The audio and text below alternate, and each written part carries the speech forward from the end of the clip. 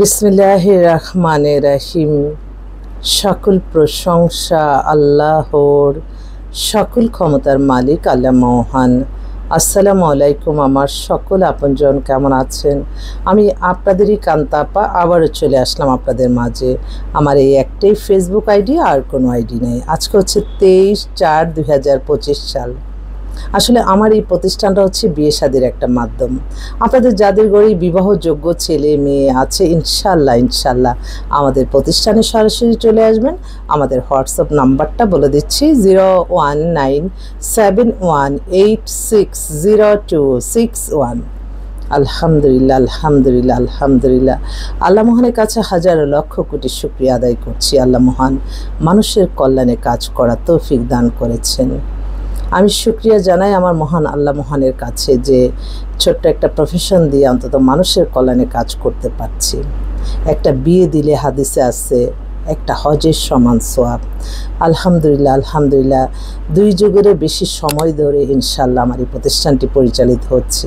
সবাই দোয়া করবেন যাতে আমার এই ভিডিওটা যাতে কোনো খারাপ মানুষের চোখে না পড়ে, কারণ একটা খারাপ মানুষ কিন্তু অনেক কিছু বানিয়ে ফেলতে পারে।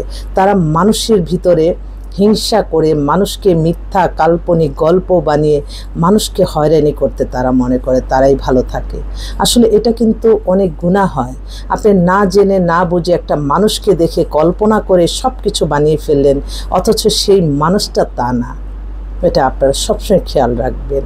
আর এই সামাজিক যোগাযোগের মাধ্যম আল্লাহ এরকম মানুষের মাথায় ব্রেন দিয়েছে বলেই তো আমরা এত সুন্দর একটা জিনিস পেয়ে গেছি যে আমরা কে কোথায় কখন যাচ্ছি কি করছি সব কিছু দেখা যাচ্ছে। এটা আল্লাহর একটা রহমত। তাই এই ভালো কাজগুলি আমরা যারা ভালো কাজ করি সমাজের জন্য কল্যাণময়, সেই কাজগুলি আমরা প্রচার করতে পারি। আমরা কেন মিথ্যা কাল্পনিক গল্প বানিয়ে ভিউ বানানোর জন্য আরেকটা মানুষকে শেখাবো? খারাপ কিছু আপনারা ভাইরাল না করেন, কারণ অনেকে কিন্তু এটা কিন্তু সত্য মনে করে। তখন এই যে সত্য মনে করে একটা অস্থিরতার সৃষ্টি হয় এবং খারাপ জিনিসগুলি শিখে তখনই খুব সমাজের মানুষও খারাপ হয়ে যায়।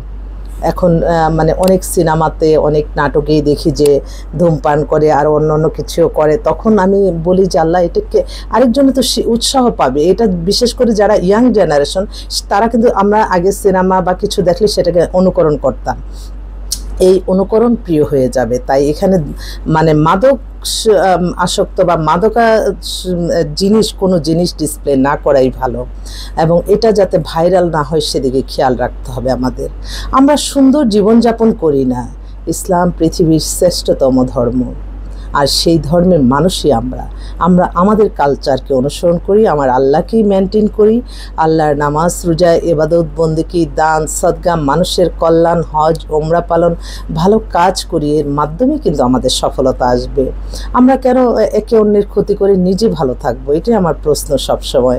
অনেকে আছে হ্যাঁ, আমাকে অনেকেই বিভিন্ন ধরনের ছবি দিয়ে আমার ফেক আইডি খুলে, আবার বিভিন্ন আমি বারবার বলছি এটা আমার একটাই আইডি, আর কোনো আইডি নেই। আর তাছাড়া আমি আসলে এখন দেখেন 60-এর ঘরে যখন একটা মানুষের বয়স হয়েছে তখন আর কি এটা জাস্ট নিজের ভালো লাগার জন্য, অন্য কাউকে ইমপ্রেস করার জন্য না। আমি কিন্তু এই যে বাস্তবে কিন্তু আমি এটা যখন আমি একটু ওই যে ফিল্টার, অনেকে এই যে দেখায় মানুষ শিখে না, আল্লাহ এই মেয়েটাকে এত সুন্দর লাগে কীভাবে তুললো, তখন দেখি ফিল্টার, তো আমরা একটু ফিল্টার দিয়ে ছবি দিই। এছাড়া তো আর অন্য কোনো কিছু না। আর এক জায়গায় গেলাম, এত সমাজে বিখ্যাত মানুষের কাছে গেলাম, তার পাশে দাঁড়িয়ে একটা ছবি তুলে, আগে দিত অটোগ্রাফ, এখন আমরা একটু ছবি দিলে ফেসবুকে দিয়ে, এটা একটা শান্তি। তাছাড়া ব্যক্তিগত বা কোনো পরিচয় না, কারোর সাথেই না। আমরা আমাদের প্রতিষ্ঠান নিয়ে, আমরা আমাদের প্রফেশন নিয়েই ব্যস্ত থাকব। আমরা মানুষকে ক্ষতি করব না, আমরা মানুষের কল্যাণে থাকব। তাহলেই দেখবেন একটা দেশ খুব শান্তিময়। দেশে এখন বর্তমানে সবাই শুধু চাওয়া পাওয়ার জন্য আন্দোলনে নেমে যায়। আন্দোলন না করে, যেহেতু এখন একটা অন্তর্বর্তী সরকার আছে, তার কাছে আপনারা আমরা পারি আমাদের এই সমস্যাগুলি তুলে ধরে একটা চিঠি দিয়ে বক্সে ফেলে আসি, উনি এগুলি দেখে কীভাবে কী করা যায়। এখানে তো এত আন্দোলন করে তো কোনো কিছু লাভ নাই, কারণ আমরা সবাই বলতেছি যে আমরা নতুন বাংলাদেশ পেয়েছি, নতুন বাংলাদেশে কিছু নতুন আমরা করি। ইয়াং জেনারেশন একটু বেশি বেশি সব কিছুতেই আসুক, ইয়াংদের উপরে আসলে এখন তাদের একটা চাঞ্চল্যতা আছে, তারা দেশকে সুন্দরভাবে গড়ে তুলতে পারবে আমার বিশ্বাস।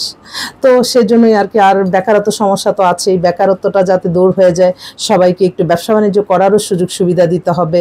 এটা আমি প্রতিদিনই বলি যে আপনি একটা দোকান দিয়ে পুরো একটা সংসার চলে, কিন্তু সেই দোকানগুলিতে বিজনেস করবে সেই মাইন্ডে, সেখানে অনেক লক্ষ টাকার উপরে অ্যাডভান্স, ভাড়া, সব কিছু মিলে মানুষ হিমশিম খেয়ে যায়।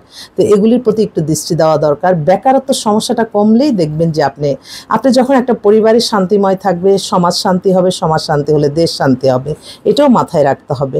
আমি সামান্য ক্ষুদ্র মানুষ, ছোট্ট একটু অনুভূতি থেকে কিছু প্রকাশ করলাম, কেউ কিছু মনে করবেন না। আমি তো আসলে বাস্তবতা থেকেই কিছু বলি। তো আমি সারাক্ষণই ধরেন আমার বেশি সময় আমার এক জায়গা থেকে আরেক জায়গায় যেতে হয়, যানজটের সমস্যা তো আছেই, তবে কিছু কিছু সমস্যা দেখবেন যে নিজেরা যদি একটু মাথায় রেখে আমরা কাজ করি, যে আমি ঢুকবো হচ্ছে বনশ্রীতে, আমি কেন বাড্ডা ঘুরে আফতাবনগর ঘুরে আমি বনশ্রী ঢুকবো, বনশ্রী থেকে স্টাফ কোয়ার্টার, সেই আপনার নারায়ণগঞ্জ, সব জায়গায় ঢুকবো। তো এগুলি একটু ছোট্ট একটা ব্যাপার।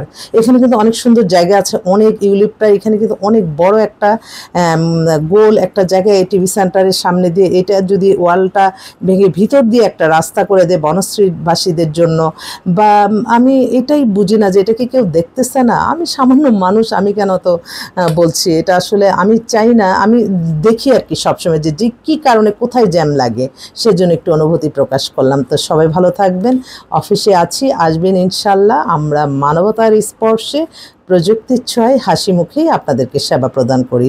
আল্লাহ নামে কাজ শুরু করলাম। সবাই ভালো থাকবেন। আসসালামু আলাইকুম।